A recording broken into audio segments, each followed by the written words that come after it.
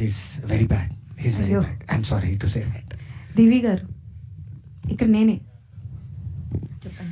కాదండి, కొంచెం సస్పెన్స్గా ఉంచుంటే బాగుండేదేమో అనిపించిందండి మీ క్యారెక్టరైజేషన్. అంటే లైక్ మీరు అన్నారు కదా ఈ సినిమా తర్వాత నాకు యా కొంచెం సస్పెన్స్గా ఉంచుంటే బాగుండేదేమో అనిపించింది. మేము సర్ప్రైజ్ ఫీల్ అయ్యేవాళ్ళం.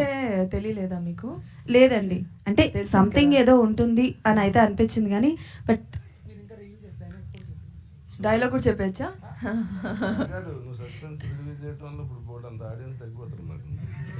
బట్ అయ్యో నా ఉద్దేశం అది కాదు. అంటే మిమ్మల్ని యాజ్ అ గ్లామర్గా చూడడం కానీ లైక్ ఎవ్రీ టైం మిమ్మల్ని చూసినప్పుడు ఒకే ఒక కీ పాయింట్ ఉంటుంది అనిపిస్తుంది. బట్ ఇందులో సంథింగ్ డిఫరెంట్గా చేయబోతున్నారు కదా, సో అందుకు అది నా ఉద్దేశం. అంటే అదొకటే కాదు, చాలా డిఫరెంట్గా ఉండబోతుంది. అది మీరు చూస్తే తెలుస్తుంది. కొంచెమే చెప్పాను నేను, మిగతా అంతా దాచాను. Okay okay. రాజా రవీంద్ర గారు, బయట మీ కామెడీ అదిరిపోద్ది కానీ ఈ సినిమాలో మాత్రం ఫుల్ సీరియస్ రోలు. మరి మీ కామెడీ టైమింగ్ ఏమన్నా ఈ సినిమాకి ఏమైనా ఉపయోగపడిందా? ఇందులో కామెడీ లేదు, నేను చేయడం లేదు, చేస్తే అది కామెడీ అయ్యేది. అందుకనే ప్రెస్ మీట్లో చేస్తున్నారా? నేను ఎప్పుడు ఇలాగే ఉంటాను. ఫస్ట్ టైం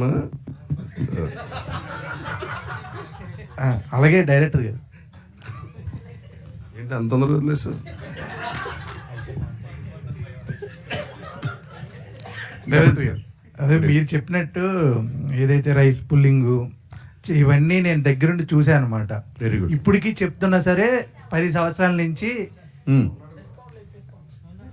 నిజంగా అంటే చాలా నేను కొనలేదండి, దగ్గరుండి చూస్తున్నా. అంటే మా పెద్దనాన్నలు వాళ్ళు ఇప్పటికీ అలాగే ఉన్న డబ్బు తగలేస్తున్నారు తప్ప ఆ డబ్బు అయితే రావడం లేదు. అలాంటి వాళ్ళకి ఈ సినిమా చూస్తే ఏమర్థమవుద్ది?